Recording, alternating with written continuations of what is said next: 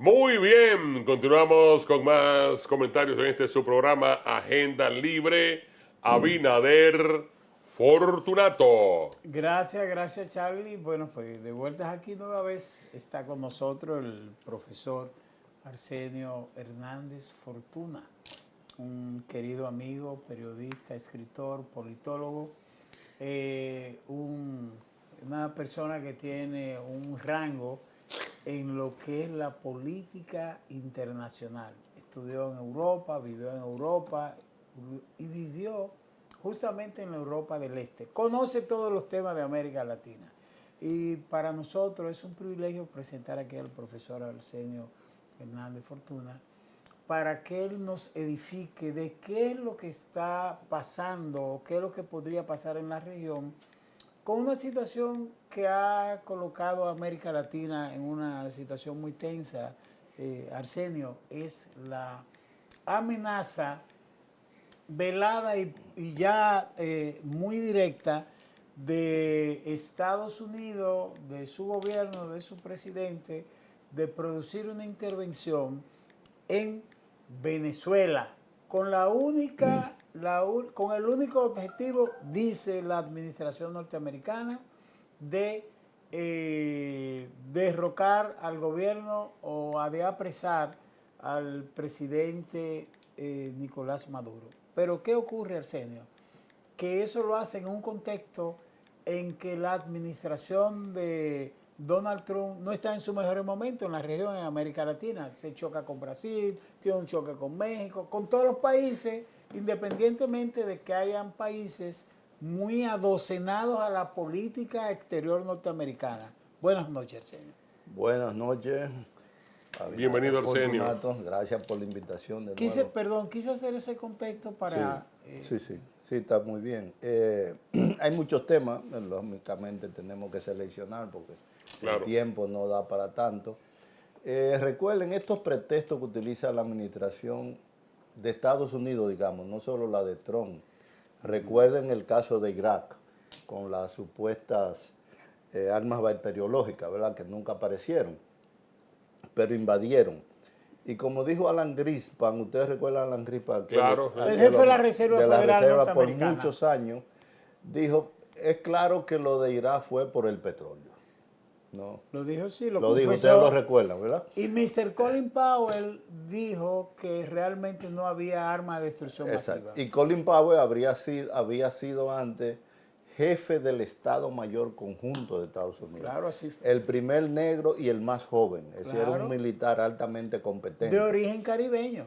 Sí, de Jamaica. Pero era hijo jamaiquino, de Jamaica. origen jamaiquino, su padre. Entonces, esto es un pretexto que no es nuevo. Entonces, otra vez se puede decir, es por el petróleo, no es Maduro. Pudo haber sido cualquier otro el presidente y ellos por el petróleo. Estados Unidos quiere recuperar espacio, quiere recuperar fuentes de materias primas. Este hombre, Donald Trump, un individuo muy volátil, él quiere que todas las cosas se hagan como él dice. Entonces eso es el pretexto ahora, que las drogas. Pero hay que recordar que el gran importador de drogas es Estados Unidos. Estados Unidos menciona, detecta, acusa a diferentes individuos de diferentes países, de México, de Colombia, de Venezuela, de exportar drogas, pero nunca atrapa a un gran importador de drogas en Estados Unidos. ¿Ustedes han visto alguna información de atraparon a tal William Taylor, lo que sea, importador de drogas en Estados Unidos, blanco, sajón, protestante? No. Y la droga se vende allá básicamente. Por supuesto, se consume. porque ahí es que tiene valor en el mercado que se consume. Entonces, esto es un pretexto lo de las drogas. Y lo que interesa es el petróleo venezolano, que hay que recordar que es el país que tiene más reservas en el mundo. Arabia Saudita es el principal exportador mundial, pero Venezuela es el que tiene más reservas. Pero fíjense en el mapa, ojalá lo enfocaran los amigos camarógrafos. Ahí se ve Colombia de un lado, Venezuela en el medio y las tres Guyanas, Guyana sí, inglesa, francesa y holandesa, como le dicen, ¿verdad? Fíjense, Venezuela es un país que tiene más de 1 millón de kilómetros cuadrados. es más de 20 veces República Dominicana. Colombia se ve un poco más grande, todavía más. Es decir, ahí hay más de 2 millones de kilómetros cuadrados. Y con lo que las tres Guyanas al lado, el norte de Sudamérica, más Brasil de fondo, estamos hablando de alrededor de 3 millones de kilómetros cuadrados. Si Estados Unidos se mete ahí en un territorio que es como 10 veces Vietnam, ustedes recuerdan, Vietnam, 10 años de guerra, ¿no? Sí. Si se mete ahí, se va a meter en un pantano muy grande, más que en Vietnam. Porque además esos son países con mucha selva. Venezuela tiene buena parte de selva, Colombia también, Guyana, la Guyana inglesa, las tres Guyanas, porque es la selva amazónica. El Amazonas, sí. El Amazonas nace en Perú, cruza todo eso por ahí y llega al Atlántico, donde desemboca. Entonces, si Estados Unidos decidiera meterse, violando el derecho internacional, la soberanía de Venezuela, etcétera, repito, se metería en un pantano muy grande que le va a ser difícil salir.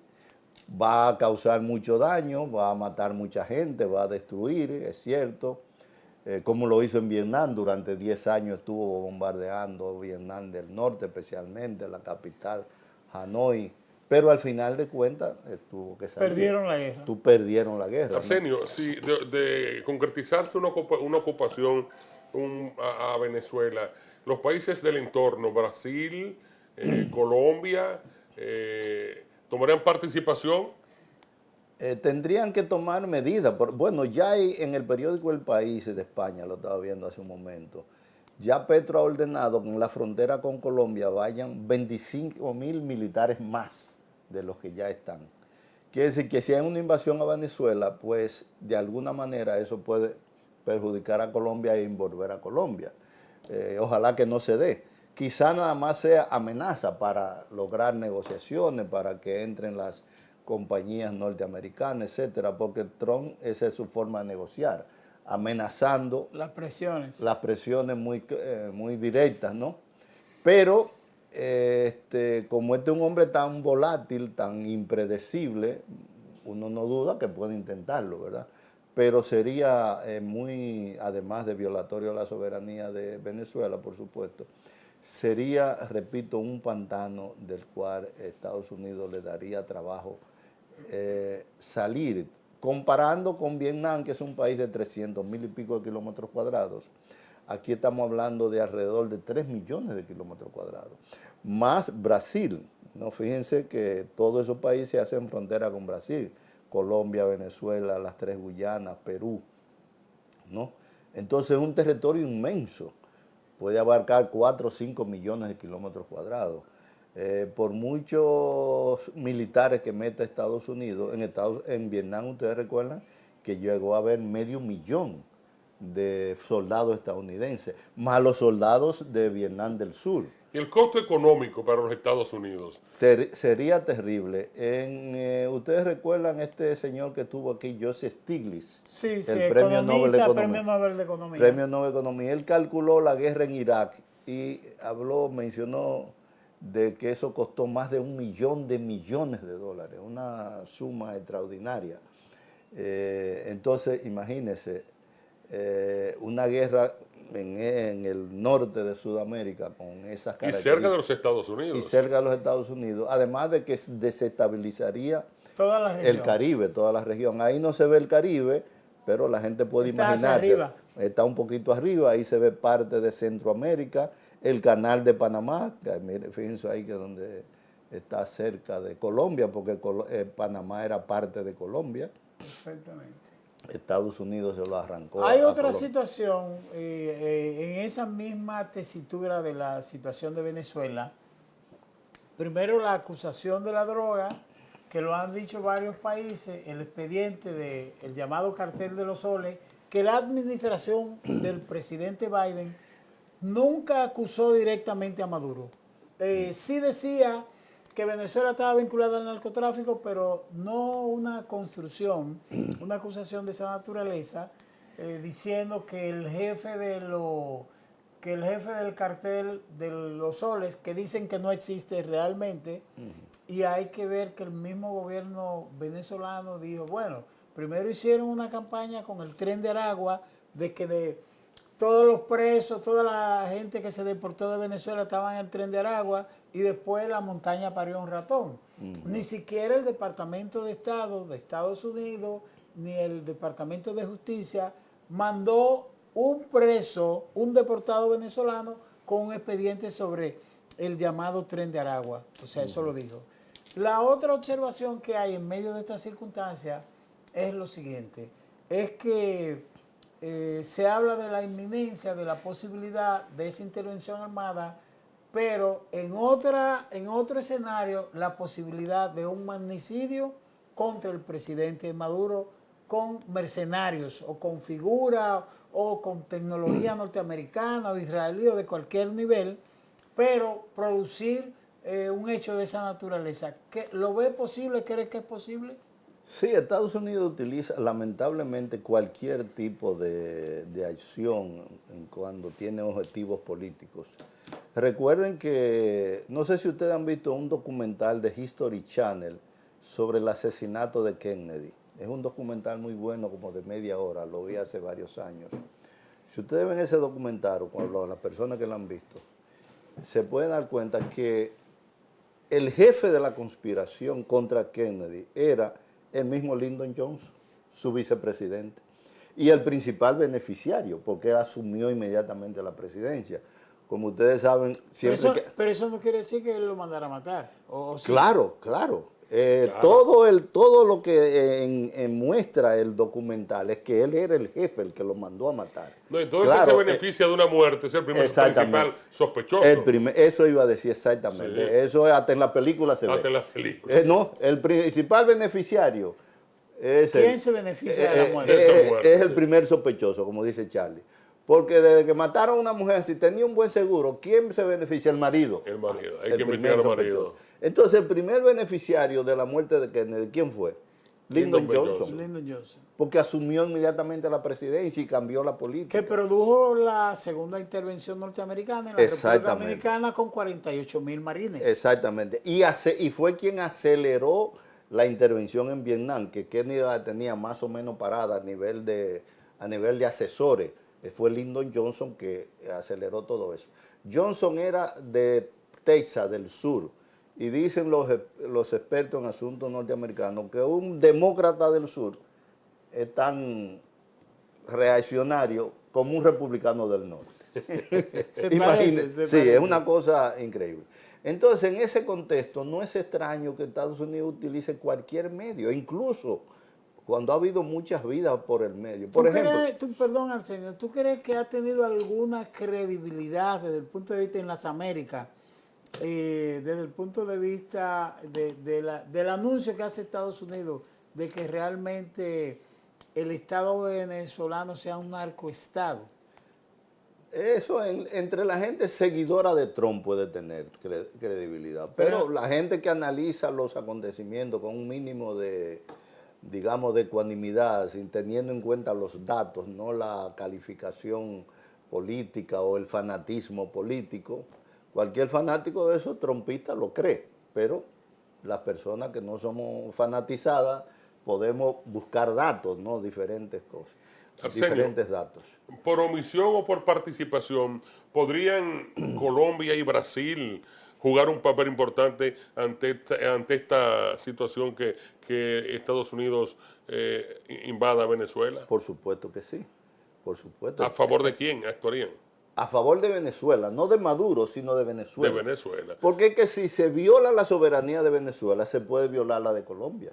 Y se puede violar la de Brasil. La de Brasil. Y Brasil no es poca cosa, es un país de más de 8 millones de kilómetros cuadrados, tan grande o más que Estados Unidos, que tiene sus recursos naturales, que produce aviones, por ejemplo, que tiene una fuerza armada, submarino, una fuerza armada poderosa, que Donald Trump lo ha amenazado con el 50%. Entonces, ¿qué hace Brasil? Entonces, intensifica sus vínculos con India, con China, con Rusia, como lo están haciendo. Incluso Canadá lo está haciendo. ¿Con Europa? Con Europa. Incluso Canadá, que era el aliado más cercano de Estados Unidos, está intensificando el comercio con China, con Europa, con la India, Su primo con el hermano. Mercosur, sí, su primo hermano. Entonces, estas acciones de Estados Unidos es como volver a la política del gran garrote. Big Stick.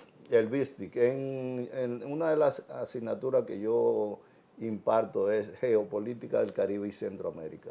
Y la historia del siglo XX se divide en 3 etapas. Primero, el primer tercio, política del gran garrote. Ustedes recuerdan, fue la época de todas las intervenciones. El En macartismo. Panamá, en Cuba. El macartismo fue un poco después, pero es la época de intervención en Panamá, en Cuba, en México, en Nicaragua, en Haití, en República Dominicana. Fue esa primera época.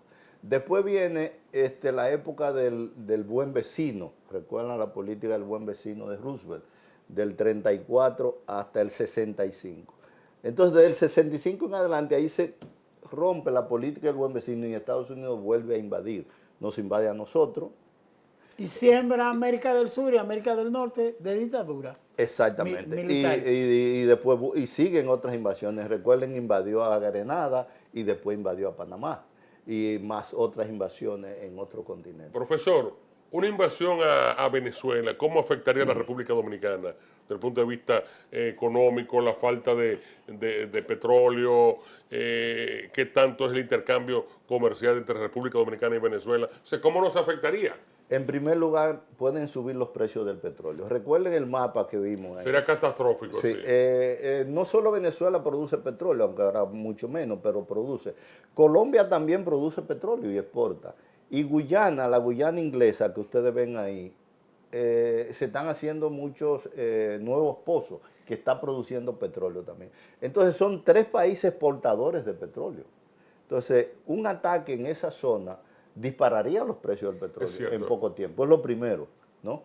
Porque aunque nosotros no le compremos mucho petróleo a Venezuela, pero el problema es que esos precios están interconectados. Se va a encarecer a nivel mundial. Se va a encarecer a nivel mundial, sí. Aunque sea, hasta el de Arabia Saudita se va a encarecer, sí, ¿no? claro. Y hay otro elemento que creo que es importante, que es el hecho de que tanto Brasil como México, como Chile, como Uruguay y propiamente Colombia se han expresado en contra de la posibilidad de una intervención armada. No la tendrían fácil tampoco por la desestabilización de la zona. Por supuesto, cuando la intervención de Estados Unidos aquí en República Dominicana, eso fue una ruptura en la OEA, ustedes recuerdan de esos casos, porque los países latinoamericanos, aunque los izquierdistas lo acusábamos, esos gobiernos de ser lacayo del imperialismo y esas cosas, como ustedes recuerdan,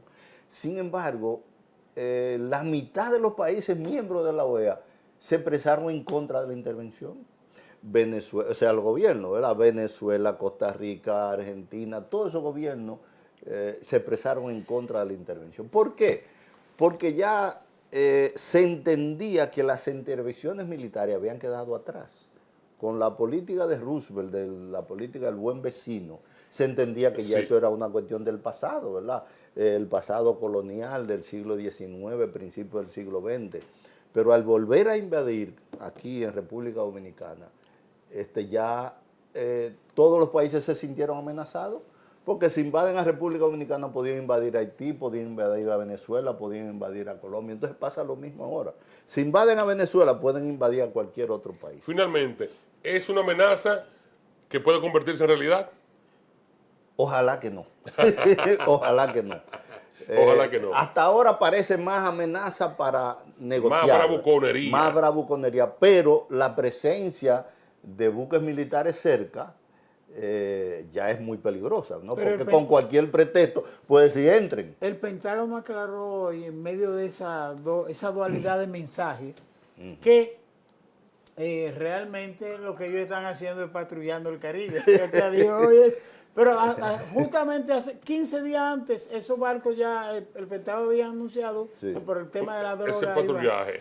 Además, recuerden, en todo lo que leemos, y lo más viejo que acordamos algo de la época de Trujillo, aunque yo no vivía en la capital, pero inmediatamente después del ajusticiamiento de Trujillo, los barcos se veían, militares de Estados Unidos se veían aquí en la costa. Patrullando. Patrullando. ¿Ustedes recuerdan eso? Y en todos los, bueno, Yo no recuerdo, usted, yo no estaba ahí. Tú no estabas. Ni yo tampoco. Charlie sí. Pero lo que uno ha leído, quiero Sí, decir. sí, Lo sí. que Lo que uno ha Claro, leído, ¿no? claro. Y la foto que se ven de esa época. De ese tiempo. Bueno, Yo Arsenio, tampoco vivía. Ya no hay pero- tiempo para más, el tiempo Bueno, en televisión es mortal, hay que finalizar cuanto antes. Te agradecemos como siempre tu importante participación en esta edición del programa Agenda Libre. Ojalá que muy pronto No, siempre venga, porque vamos a estar... le demos seguimiento al caso de Venezuela. Claro, Nos vamos a hacer acopio de videos, los videos que vayan surgiendo, y vamos entonces a hacer un programa solo dedicado a Venezuela. Está Aquí bien. hay muchos venezolanos aquí en el país. Sí, claro. Aquí trabajan venezolanos en diferentes Incluso lugares. hay coroneles generales que están de allá para acá, están aquí también venezolanos. Bueno, de esta forma llegamos al final de esta edición de su programa Agenda Libre. Hasta mañana.